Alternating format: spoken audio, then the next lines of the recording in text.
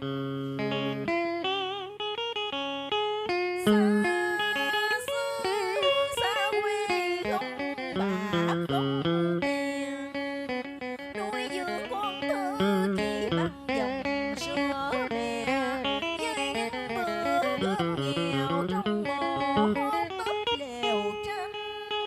Mẹ chỉ mong sao con trẻ lớn khôn, để mẹ đây với bớt nỗi nhọc nhằn.